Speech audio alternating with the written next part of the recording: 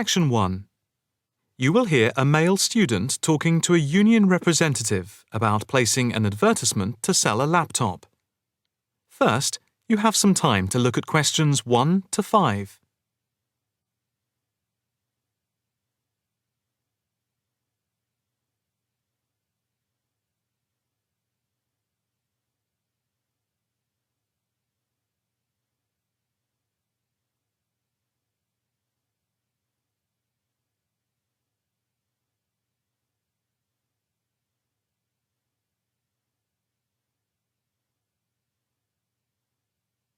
You will see that there is an example which has been done for you. On this occasion only, the conversation relating to this will be played first. Hi, I'm Debbie. How can I help? Hi, my name's David.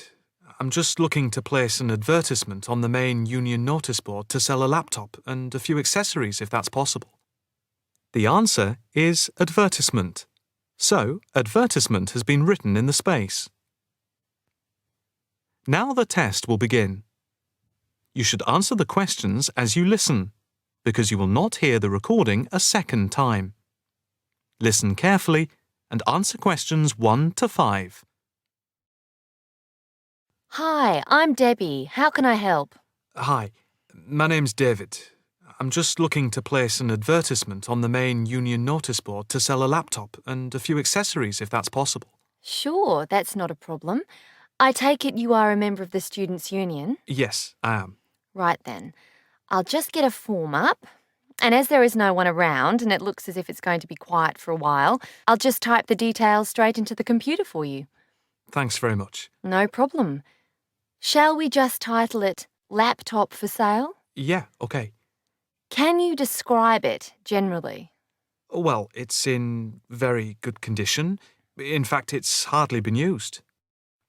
Why are you selling it, if I may ask?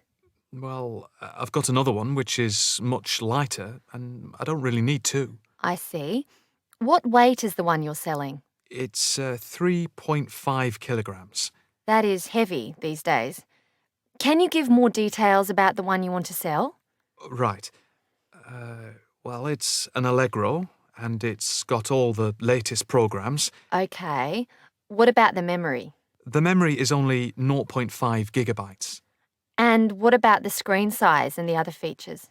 Oh, well, the screen is, well, let's see, it's 37.5 centimetres with a standard size keyboard and a touchpad. But I've got a cordless mouse that I can put in with it if necessary. Well, some people don't like using a touchpad. What about ports or holes for attaching things to the laptop? It's got 2 ports. More modern laptops have more than 2 ports for all the extra attachments. They do. Let's see, what else is important? The battery lasts for 2.5 hours, which is okay, but not enough for long train journeys. But one thing is that it's not wireless. Right, okay, not wireless. Before you hear the rest of the conversation, you have some time to look at questions 6 to 10.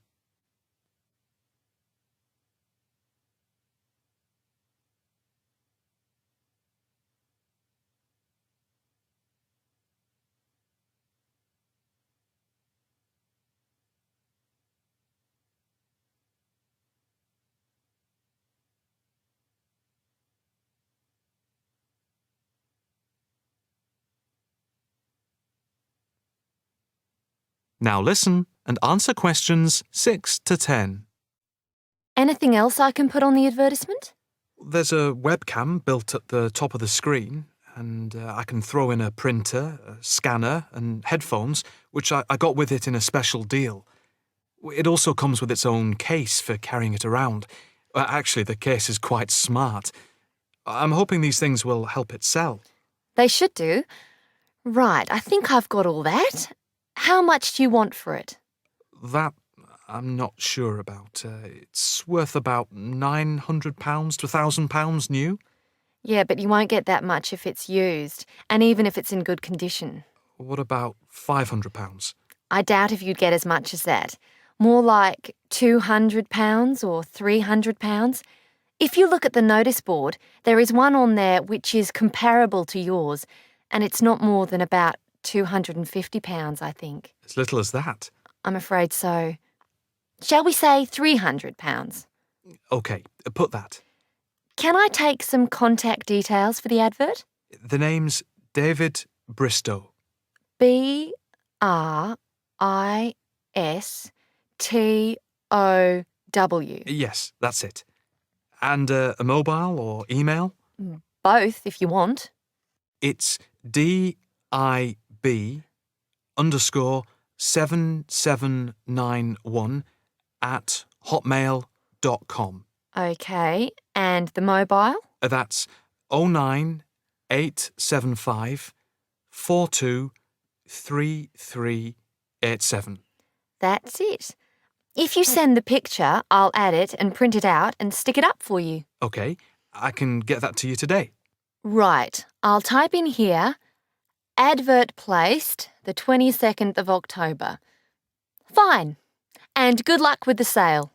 Thanks. That is the end of section 1. You now have half a minute to check your answers.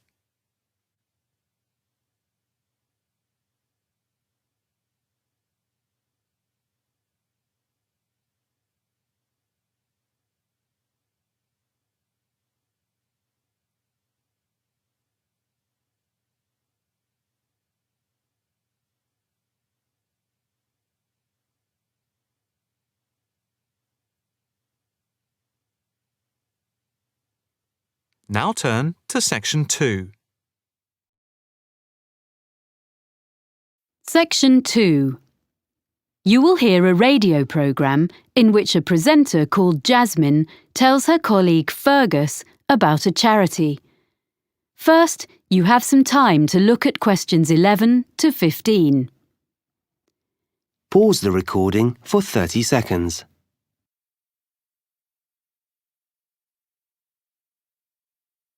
Now listen carefully and answer questions 11 to 15. And now here's Jasmine, who's come to tell us about this week's charity. Hi, Fergus.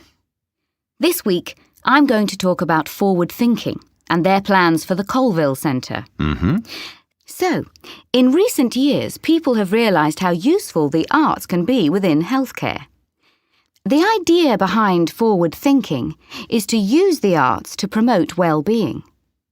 The charity develops projects for people with special needs and health problems, and also delivers training to healthcare professionals in using the arts, as well as supplying them with information and advice. Forward thinking doesn't just run art and craft classes to distract people who are ill, or recovering from illness, but arranges longer-term projects and courses, as it's been shown that the arts can bring all sorts of positive changes in patients, including benefits such as shortening the length of stay in hospital and reducing the amounts of medicine they need. I see. Forward thinking has experience of working with a broad range of people, from young adults with learning difficulties to older people in homes or daycare centres and people with physical disabilities. The organisation's been around since 1986, and it gradually expanded during the 1990s. Then, in the new millennium, it was decided to find a memorable name. So it's been operating as Forward Thinking for several years, in fact since 2005. It's quite a locally based charity, mainly for people in the southern part of this region, which includes all rural and urban communities outside the city of Clifton, which has its own organisation. There are, of course, some similar charities in other parts of the country, in London and so on. And what's the present fundraising in aid of? Yeah, well, the charity needs funding in order to buy the Colville Centre. This is a former village school, which was built in 1868. It was modernised and refurbished by the present owners last year, so it's ideal for art classes and for small social events, performances, seminars and so on. Forward Thinking is fundraising to purchase the building so they can use it to continue running classes and so on for the general public, and eventually also for some of the people they help. Before you hear the rest of the talk, you have some time to look at questions 16 to 20. Pause the recording for 30 seconds.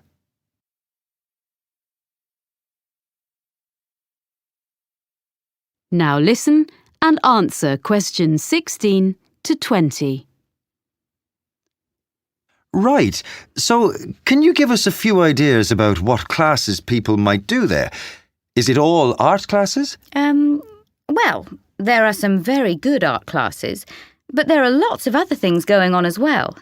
So, for example, there's Learn Salsa with Nina Bellina's team.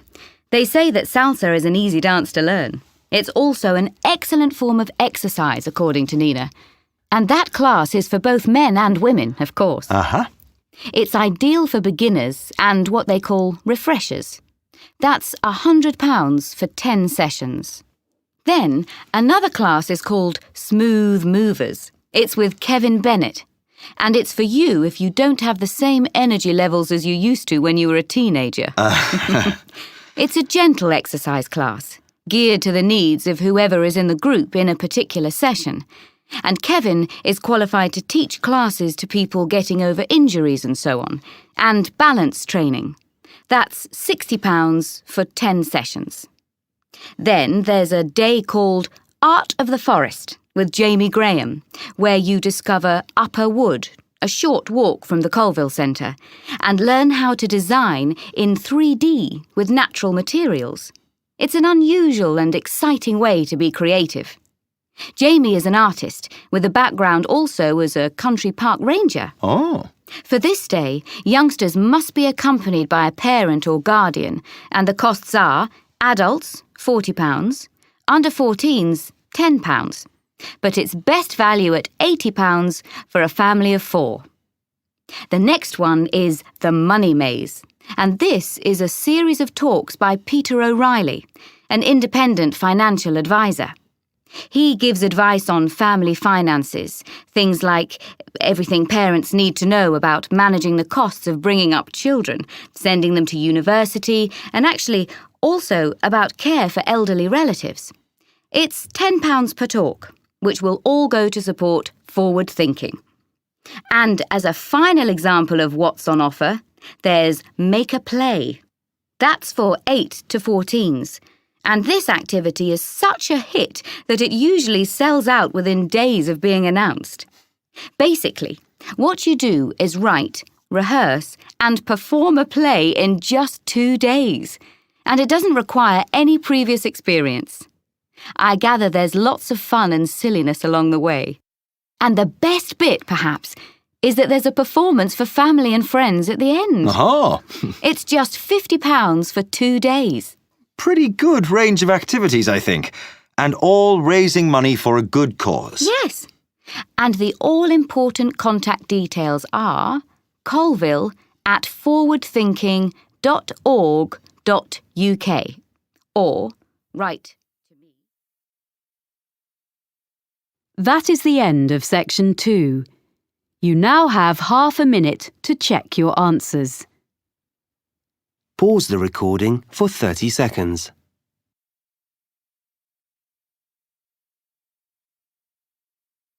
Now turn to section 3.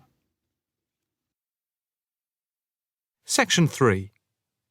You will hear a female and a male student talking to a female tutor about a self-evaluation form. First, you have some time to look at questions 21 to 26.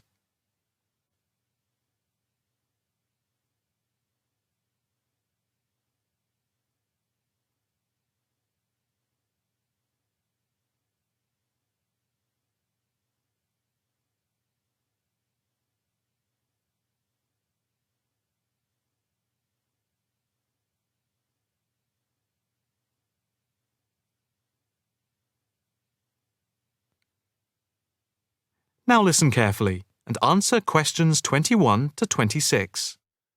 Now, Mark and Anna, I have to say that I thoroughly enjoyed your joint presentation on the application of robotics in a non-industrial setting to the group on the 2nd of December, and it is clear that you have both devoted quite a lot of time and effort to it. Have you had a chance to fill in the self-evaluation form for the session? Yeah, we have. So, Mark, what do you think overall? Well, generally I felt the presentation worked very well. In fact, we seemed to hold the attention of the others throughout.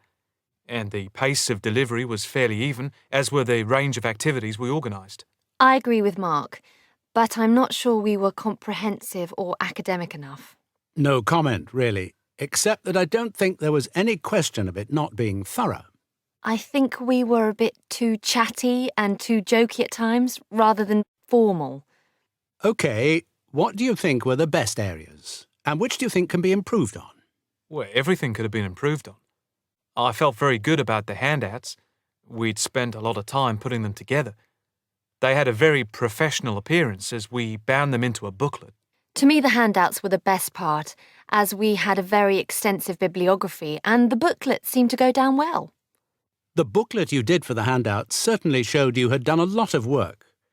But I think that you put too much material into it, and people got distracted by it. Perhaps you could have cut the handouts by about a third. I see. When I come to think about it, maybe you're right. OK. But there were times in the middle of the presentation where things did go a bit astray. I think that was my fault when I got the PowerPoint slides out of sequence and I had difficulty getting back on track. I also think we rated our technical ability too highly, especially when operating under pressure. I had never done a presentation with technical equipment before, so it was a steep learning curve for me in particular. Yes, I think you could have done with a bit more practice with the equipment beforehand. Before you hear the rest of the conversation, you have some time to look at questions 27 to 30.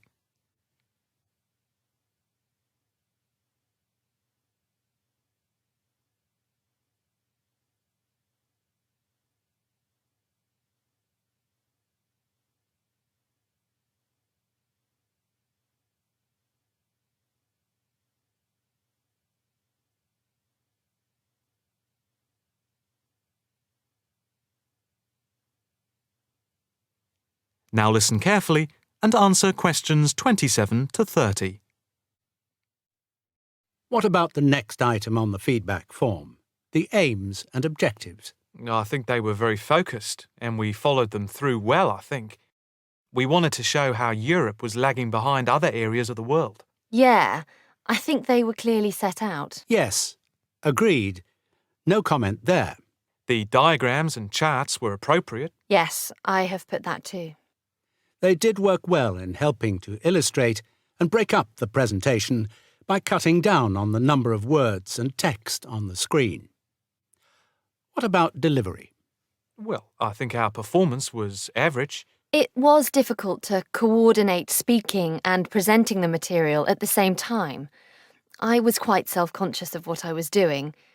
It was down to a lack of experience. Unfortunately, both of you had the habit of standing in front of the projector, so you kept blocking the image on the screen.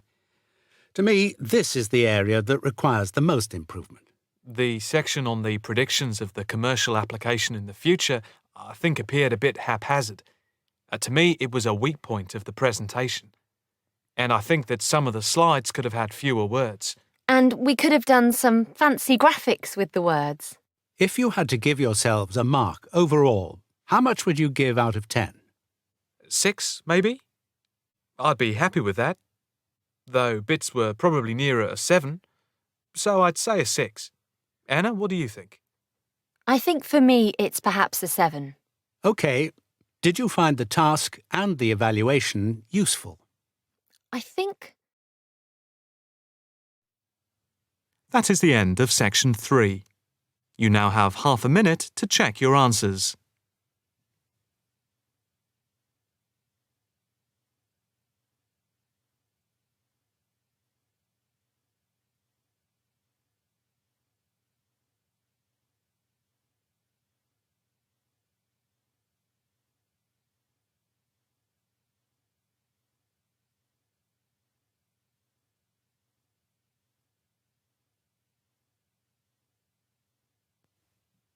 Now turn to section 4.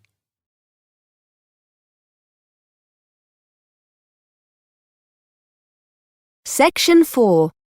You are going to hear a lecturer giving a talk about work placements for psychology students. First, you have some time to look at questions 31 to 34.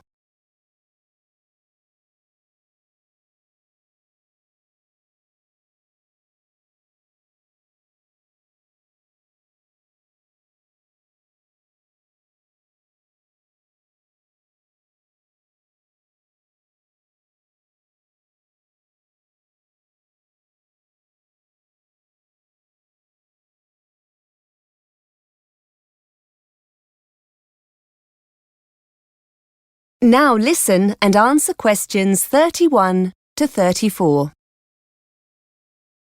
Good morning. I'm here today to talk about the placement that's offered to all psychology students. As you all know, this takes place in the third year of the Psychology BSc. I'm here to explain a little about the placement and how the process works. A lot of preparation's involved in getting these placements right, so you need to be thinking about this now.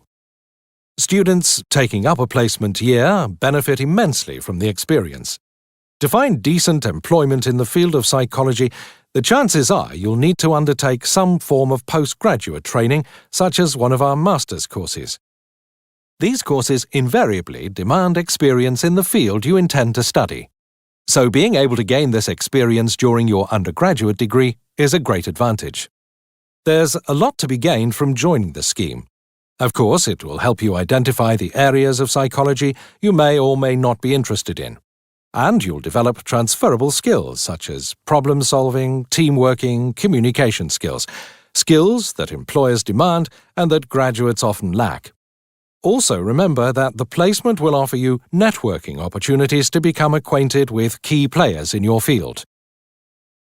Many of our students who've completed a placement year take up a position with the same employer after graduation or after successfully completing postgraduate training. In fact, many of our students from previous years now hold influential positions in the police, the health service and the private sector as a direct result of their placements. Before you hear more of the lecture, you have some time to look at questions 35 to 40.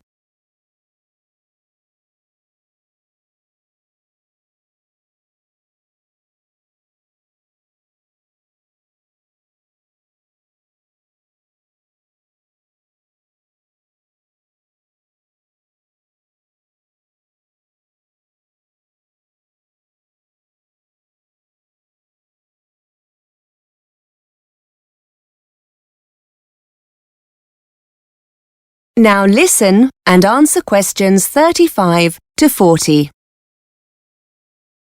The placement you choose will depend very much on your own area of interest. Those of you who have a particular interest in research can opt for a placement in a hospital unit, here or abroad, working in areas of forensic and clinical psychology. A post here can be very rewarding and allows you to contribute to qualitative and quantitative research data and learn practical research skills you can use in your coursework.